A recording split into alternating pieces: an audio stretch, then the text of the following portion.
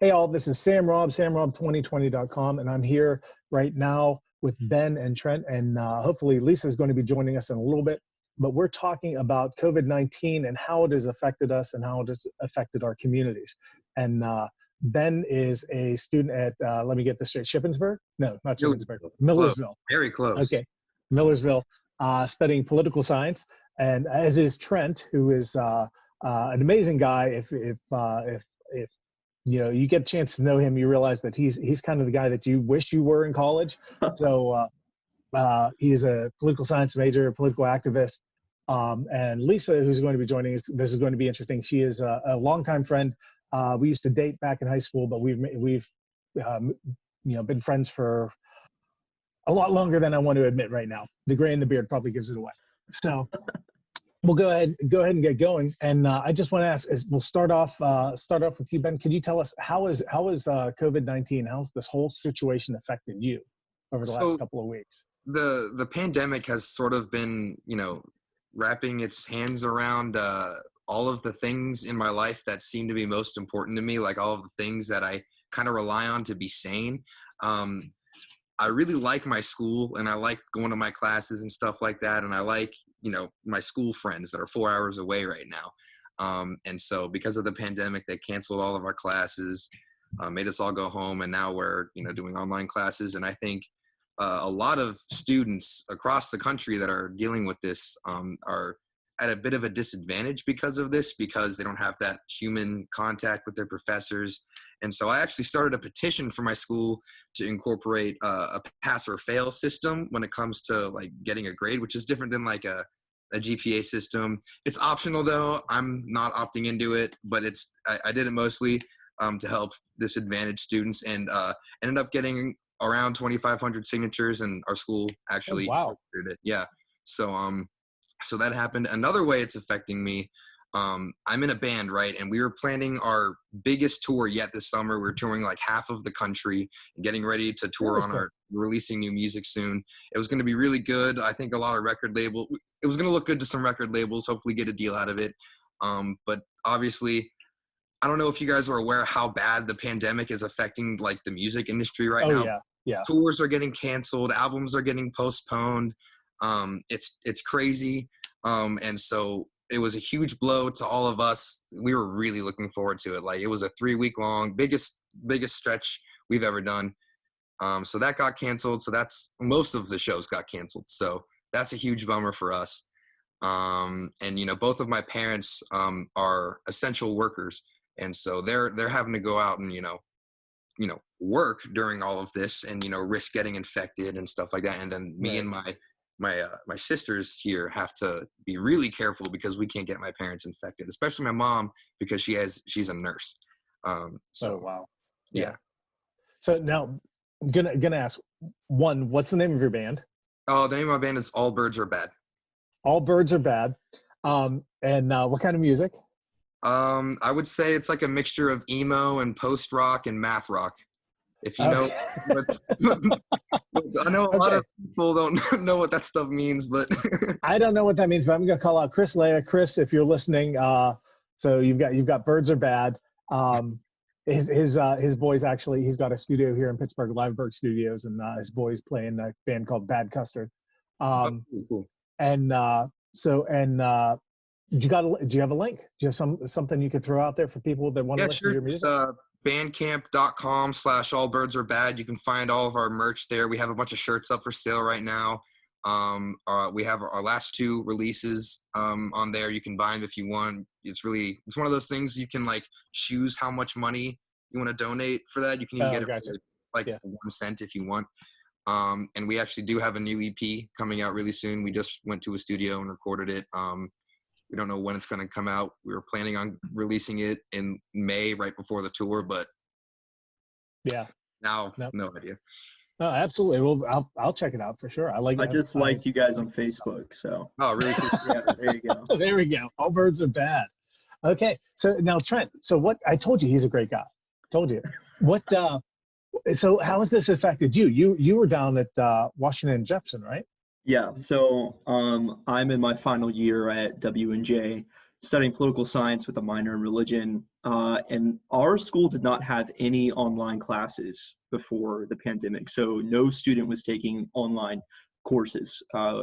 We do, as we've learned, we have the capability to switch to online. What ended up happening was my school extended spring break by a week to teach all of the professors how to switch to online classes. Yeah, and then after that, we went back to school and started online instruction. It's quite different than what we had before. Nobody at W&J signed up to do online classes. We're a school of 1,500 students. It's a living learning community.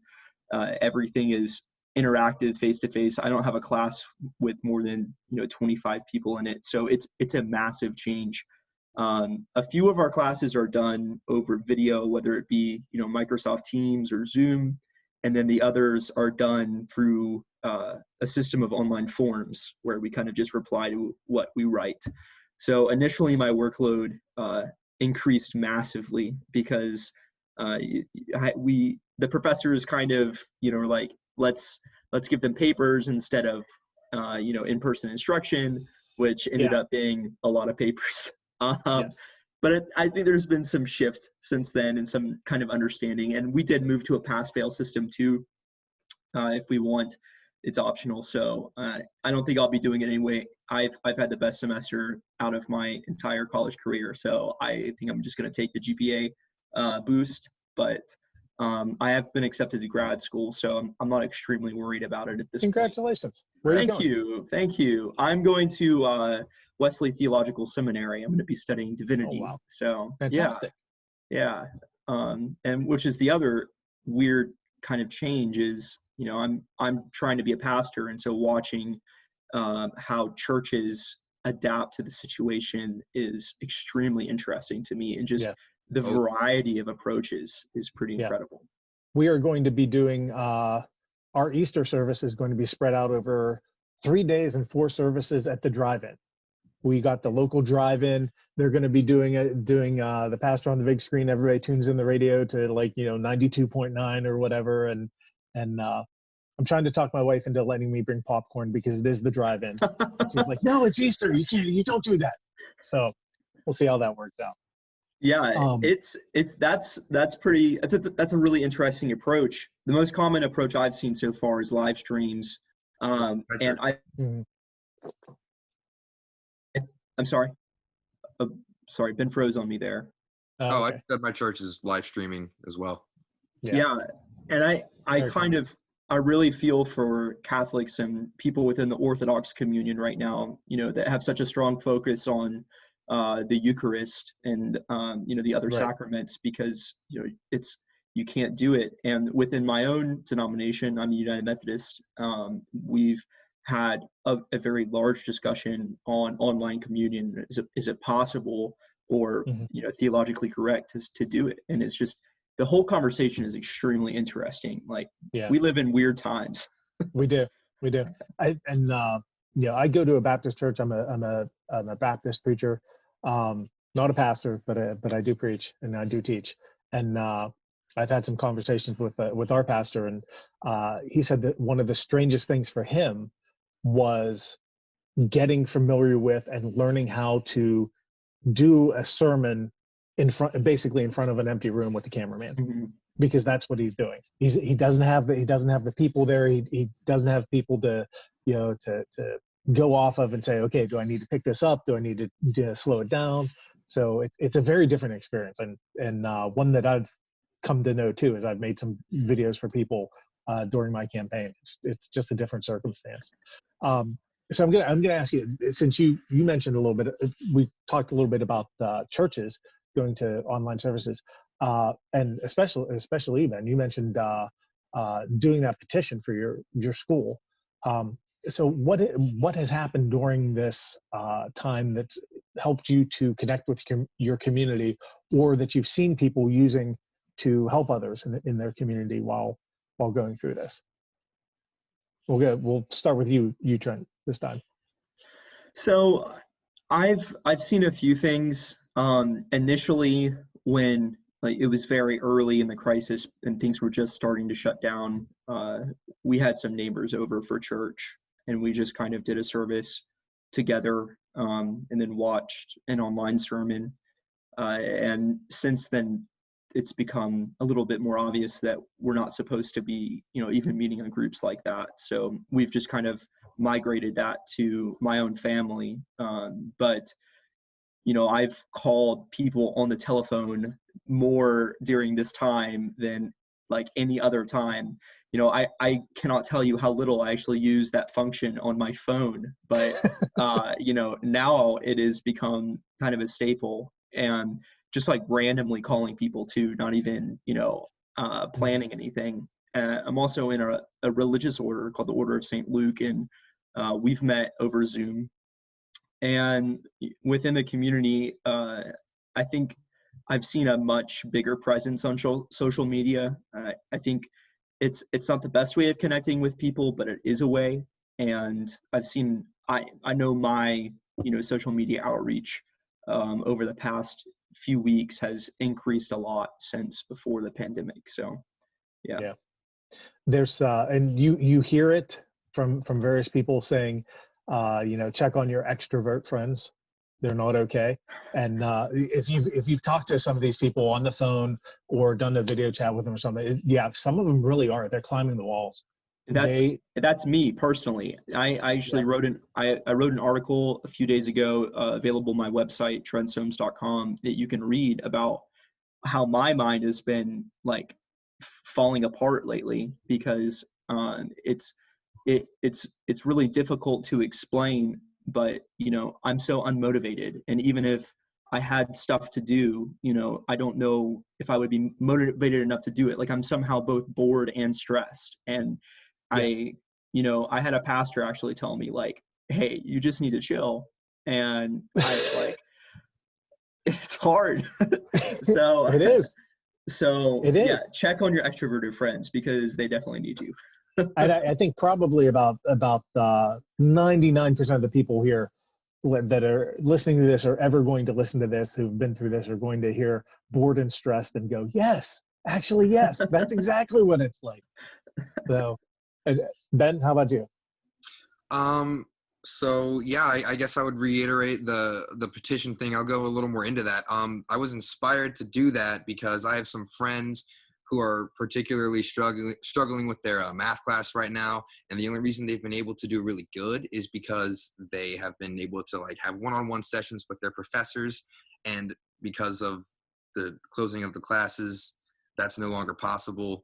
And so they're probably going to suffer as a result of that. And for those of you who don't know, a pass-fail system is where you just, instead of receiving like a specific grade for a class, you either pass it or you fail it. That's it. And so I think, and you can opt into it, you can opt out of it if you want to keep your GPA.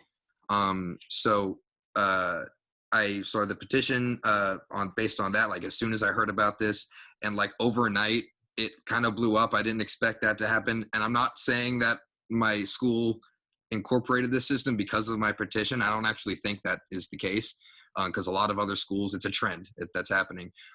But I definitely, trying to get the word out about that. And also being a part of like the local music scene in my area. I have lots of friends that make, their own art, whether it's music or they make sort of prints and stuff like that. And the amount of like support that's been going on within that community is really heartwarming. Everybody's shouting each other out and giving their money to help fund this person's pursuit of their art, and I think it's a very beautiful thing. It's bringing a lot of people together. Yeah, that's got to be hard, especially for you think people talk about waiters, waitresses. You mentioned your entire summer basically as your tour's been canceled. A number of artists, and I know that musicians depend on being able to get out and do shows and raise money through merchandise. I'm privileged enough to where I don't rely, like my bandmates and I, we don't rely on that as our source of income, just because we have lives outside of that. We're not at that point yet. But there are so many people that I know right now that are like just, they have no idea how they're going to feed their families because their entire lives is like they make money from this. Yeah. If your job is to go out and be among people, and to go someplace and entertain a large crowd of people, and you can't do that, And no one's what buying happens? music online anymore either. Like artists make their money by going out on tour and selling merch and selling Yeah. concert tickets and Yeah. and Even the big artists, from what I understand, it's gotten to that point that yeah, that's just the way it works. yeah, And it's tragic. so, and one of the things that both of you mentioned, Trent, you mentioned taking your professors taking an extra week and learning how to do things online. We had something very similar with my girls. They're at school. It's a small school attached to our church. Maybe I think it's about 240 kids.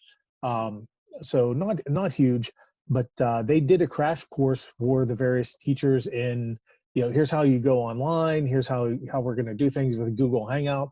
And if you had told them 6 months ago, hey, there's going to come a time where in the space of a week, you're going to go from having all your classes in person to all your classes online, they would have thought that was ridiculous. There was no way that they could have made that happen.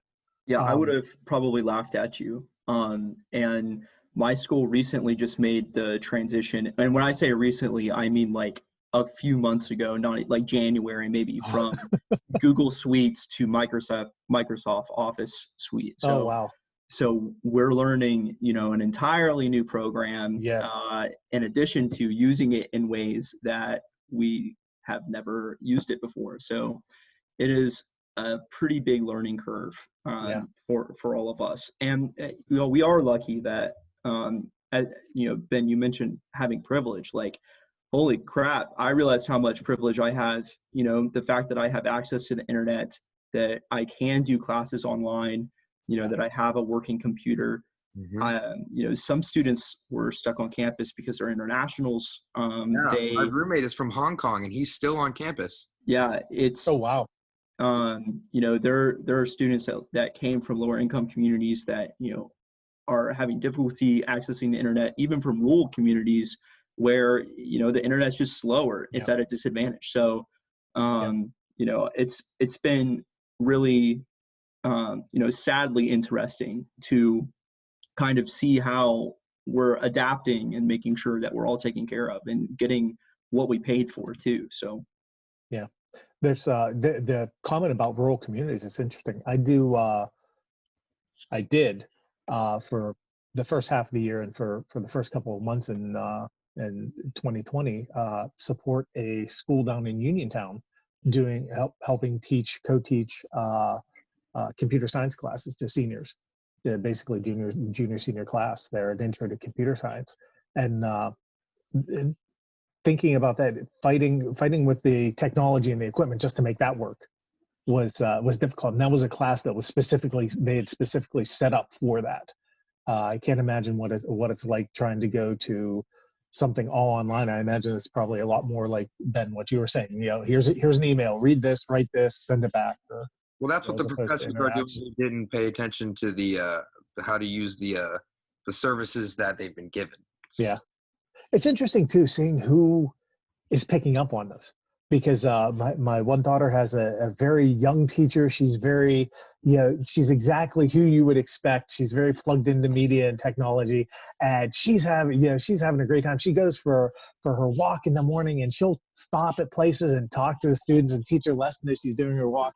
And I think the other guy that really has clicked with it is a retired math teacher who's come back, and he's in his 70s, and he just absolutely loves the fact that he can get online with his kids. And it's really interesting to see who's taking to it and who's not. So next question is, I guess first part, 2-part question. I'm going to ask you guys. Hold on. Do we have? I think we might have Lisa. Sam, could I ask Ben a question real fast? Sure. Go ahead. Absolutely. Ben, being from Lancaster, I'm sorry I said it wrong. What are the Amish up to right now? How are they adapting? Like, has this been an issue for your greater community having a high Amish population? Yeah, so I mean, I'm not in Lancaster right now. I am from Pittsburgh. That's my hometown. But I spent lots of time in Lancaster. In fact, I'm actually moving there this summer. And from what I could tell before I left Lancaster to come back, I remember literally on my drive back to Pittsburgh, I was like stuck behind an Amish like carriage or whatever with horses. I get the vibe that they don't care about any of this. Actually, bringing up Oh the my Amish is, oh, here we go. We can hear Lisa now. Hey, Lisa, welcome. This is I couldn't hear you guys. I didn't know you had to log on to hear something. oh, we've got Ben here and Trent. Ben, Trent. This is Lisa. So I already filled them in on our long history. We've known each other for what, 2-3 years now. So hardly any time at all. Yes. So You'll let them know how old we are. But yeah, the Amish are interesting. I remember very, very early on, one of the memes I saw was, hey, has anybody let the Amish know what's going on? Because they're off doing their thing. It's a misnomer to think that they're not involved. They're not connected. They actually are. But the Amish are interesting for me because when I first got involved in the Libertarian Party and with my campaign, I was actually a little bit shocked to find out that there were libertarian socialists. And I'm like, okay, how do I? And I talked a little bit with Mike Shipley, and I talked a little bit with some of the other LibSoc guys, and finally, I mean, for me, what clicked was, oh, you're the Amish. You're the Amish. You want to live in a commune, and you want everybody to care for everybody else, and you don't want to put a priority on material things, but you just don't have the religion. And once I got that, I'm like, okay, I can deal with the socialist aspect. There is the libertarian Amish, but I never made that connection before. You just opened my mind. Sam, are you announcing today that you're going to start the Libertarian Amish Caucus? Is that what Libertarian Amish Caucus? Why not? I felt bad when I went out to Philadelphia for the convention. I wanted to stop in Lancaster. There's a gentleman there. His name's escaping me right now. He wrote the book Growing Up Amish. I'm friends with a nephew of his, and he basically, it's his story about how he grew up Amish and left the culture and left the faith, and fascinating guy. And I've got a copy of his book, and I'm like, I need to stop, and I want to stop. I want to get this signed, and didn't have the chance to do that. But yeah, the Amish are a fascinating culture, especially when you start looking at them politically like that.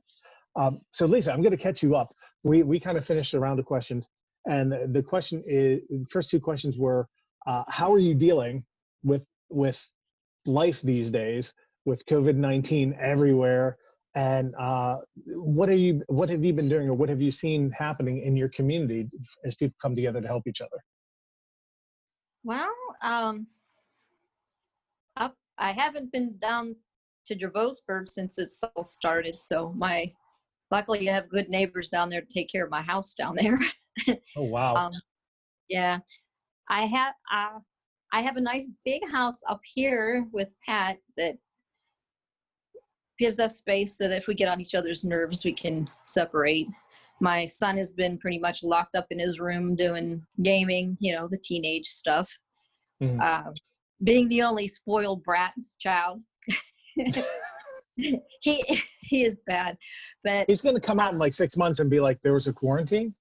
Yeah, he's fine with it. He's loving it. He doesn't, well, he's on the spectrum, so he's kind of socially a little inept, but he's very popular where he goes to school here, because it's a nice small school, so he gets the one-on-one, and he's made lots of friends, so you wouldn't even know he was on the spectrum. But if he heard me right now, he'd jump in and say, I'm not autistic, because he doesn't believe he is. But it's been fun trying to keep him on task with homework, though, because they've gone on to being online, and he is up till 4 or 5 o'clock in the morning and sleeps till about 2 in the afternoon. Hey. Yep. Yeah, that's him. You probably see him online. That's sympathies. I Yeah. wish I could do that anymore. Holy cow. I'm like popping up at 8 o'clock no matter what. So Well, I wish I I could my do that. my schedule is going to be completely crazy because when I when I was working, I had to be at work at 5 o'clock in the morning. I work at oh, Campbell's wow. studio making pottery, and I'm not a morning person by no means. And I've been doing this for probably about 9, 10 years now, and I'm ready to quit. And this is giving me all more reason because I'm loving sleeping in until 8 or 9. Yeah. But, And it, but it is interesting. That's one of the things that I noticed was really quickly, not being on the road, commuting back and forth to work, hour and a half every day, that's a lot of time. That adds up quick. well, You I'm realize lucky. I could walk to work if I wanted to because it's oh, only about okay. 3 blocks away. That's one benefit being here. Yeah. But my last day was the 15th of last month, and so I've been off since then, and catching up on artwork and doing odd jobs, gardening, getting a lot of that in now that the weather's changing. Yep. But we're lucky. He works for the state, and he's still working. He still goes in where he works at a fish hatchery for the fish commission. So he's so long as they keep all the public away from going in and out of it, he's got I think 2 other guys he works with. So it's pretty easy. It's pretty good. I've talked to some guys that are working in manufacturing right now, and I'm like, you've got a shop with 100 guys, and he's like, well, yeah, but actually we go in and the only time you really see them is if you're on break, right? You've got your own station and you're doing your own thing, and Yeah. said now that we know we're supposed to be staying away from each other, we actually it's probably safer for me to be there than just out walking around Walmart. So Oh gosh, Walmart's crazy. I mean, oh it's yeah. not so bad up here because it's more spread out, and I can imagine what it's like down around Pittsburgh area because it's so much more populated. Yeah. But up here, we've got enough little businesses in town that are open to keep us away from the other populations, I guess you could say. Yeah. Yeah. So we'll ask I was just starting in the last question I wanted to ask you guys was looking at this whole situation, COVID-19, what do you think we're doing right? And when I say we, I mean individuals, the state governments, the local governments, the federal government. What do you think we're doing right? And what do you think we're screwing up? What are we getting wrong? What should we have done different? And what should we have done better? So we'll spin the wheel, and we'll go with Ben first. So off the top of my head, I think what we're doing right, I haven't seen any government do that I can think of like anything right. Everything right that's happening right now has been because people are making voluntary decisions. I don't think there needs to be these like Tom Wolf just instated a stay-at-home order. I hardly think that's necessary because the people that are going to quarantine themselves are going to do so, and the people that aren't going to do so they're just not going to do it. I know plenty of people that could care less that there is a stay-at-home order right now, and every day they're going out and hanging out with their friends and going to restaurants and stuff like that. The ones that are still open. And I think the governments are doing a lot of stuff wrong right now. First thing I could think of right now in Rhode Island, police are going door to door and looking for New Yorkers, and if they find any New Yorkers, they're forcefully removing them. And I haven't seen a more direct violation of the Fourth Amendment ever in my lifetime. No. Now, I would say that there's part of me that says yes, removing New Yorkers is a good thing. I mean, that's something, but no, not under these circumstances. Like you said, you don't want to be going about that. No, absolutely not. Yeah. Yeah. And Lisa, how about you? What do you think we're doing right? What do you think we're doing wrong? I think individually, I think it's the people themselves. There's so many people that believe it's a hoax because it hasn't happened close enough to home to affect them. And then there's other people that, you know, we are taking the precautions, you know, we're sitting at home, you know, because there's so many people out there that can be affected in a lot worse way than a healthy person, you know, anybody that's compromised by health issues or age, you know, and there's people that are perfectly fine that are getting this and dying, you know. Yeah, but it's crazy that some people think that this is just a big showcase that the government put on, because I don't know, showcase or no showcase, it's something that they should be taken seriously. Yeah, it's hard I guess it's hard to get to the people that are not believing any of it. And if you see the news and media and everything, it's like different in each state. I just talked to somebody that said that in Georgia they're acting like nothing's going on. Mm-hmm. And then there's a lot of people that are in influential areas, like the ministers and stuff, that are still having church services regardless, because, you know, God's going to save us. Well, yeah, God can save us, but God also gave us enough brains to use our, you know, he gave us brains to use them and say, okay, well, we don't need to get jammed into a church. We can do basically what we're doing right now and have a church service. Actually, I'll ask you, would you agree? Yeah, there is nothing holy about being stupid. Fantastic. That's I agree. I agree. So you've got the preacher to be, the preacher right now. You know, be smart, guys. Be smart. Yeah. You know, do what you need to do. You don't want to give this to your grandma. You don't. I was teaching a Bible study up at a veteran center.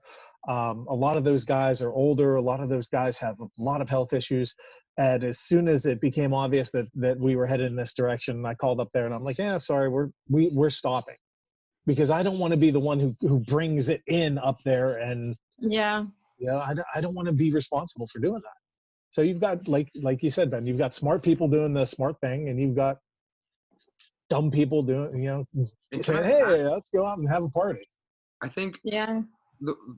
something terrible that I've seen that's being pushed is, like, a lot of these mega church pastors online, like the ones that have these huge followings, are pushing really dangerous, like, notions right now, and saying, like, people that have massive audiences online, mostly made up of elderly people, I would assume, and they're saying, like, we want our churches filled. We want people to be congregating in this area, and God's going to save you. It's going to be fine. And they're very influential people, and I think that's a big problem. Yeah, I would definitely say that if your pastor is encouraging you to put your life unnecessarily on the line to come to a single church service, then you're probably in a cult. It is not, you know, the drive-in services I think are a cool solution. Virtual services are a cool solution. There are solutions, you know, where you can still interact, you can still be the church, encouraging families to worship together, instead of coming together and, you know, committing suicide together. It's just dumb. I really liked how the bishop of the Greensburg diocese put it, that closing is an act of charity. You know, you are helping your community by closing. It's an act of charity. So close. And, you know, I struggle with the theology behind that God is going to save us in the physical sense, you know, when, number one, God did give us brains, you know, to use. And also God instituted laws regarding quarantine back when the Israelites were roaming the desert. So this is, you know, this is nothing new. This is nothing new. So, you know, respect your God, respect your fellow church members, perform acts of charity by closing. That's it. Now, you know, as for, you know, good things that the government is doing, I think I may dissent a little bit, but only slightly. I do think that stay-at-home orders theoretically could make sense. You know, if people, just thinking about the non-aggression principle, if, you know, if you are potentially endangering the lives of others by, going out and meeting in large groups, I can see how some people would justify that being aggression. On the flip side, I've not seen any enforcement of this as effective. And in fact, I've seen enforcement of it being the opposite of effective.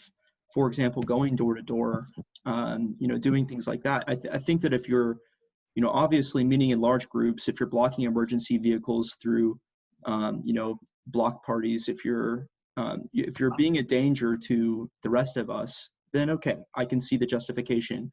But a New York police officer asking a couple to sit further apart when they live together is not the correct way of going about it. I do think that the state opening up trout season, encouraging people to go outside and actually be socially distant by, experiencing the great outdoors. You go down there, I'll be over here. Yeah, I think that's pretty cool. And I think that a lot of the problems are not coming from, the state or local government. It's coming from, government agencies such as the FDA, where everything is bottlenecked. We have one of the largest bureaucracies in the world that is killing our ability to respond to this as a government and as a society. This is, if we would have adopted market principles very early on, such as South Korea, this would not have been as big of an issue as it is now. And really, we have shot ourselves in the foot every single way, with the response. Now, for as individuals, for what we're doing, at least in my community, it seems like most people only go out to go to the grocery store. Oh, sorry, someone say something? Full-size scale we're calling for. Oh, okay. That's that big. All right. Sorry, I was interrupted. Oh, okay. We're Nice. getting tennis-sized ball hail tonight, so.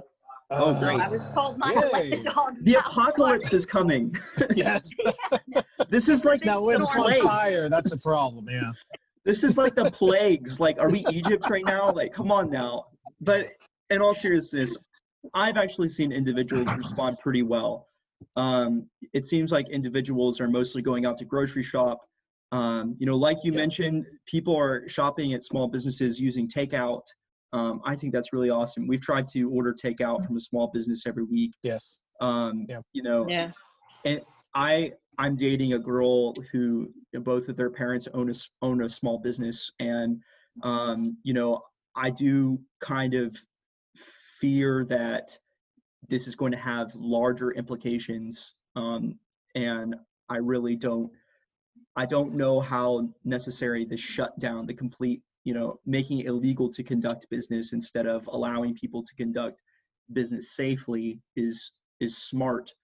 But I understand why it was done, and I understand that it was a very difficult decision. So, and I personally, as if I was governor, I don't know what I would do, because I do think there is a necessity to tell people to stop.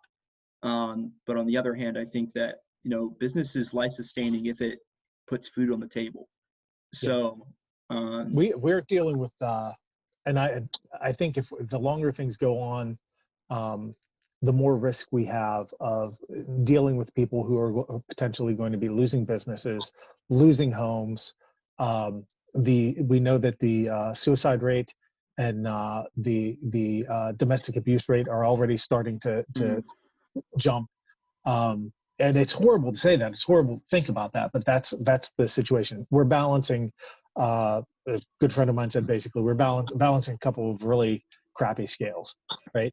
On one hand, we've got if we let everything go on as normal, it looks like a lot of people are going to die.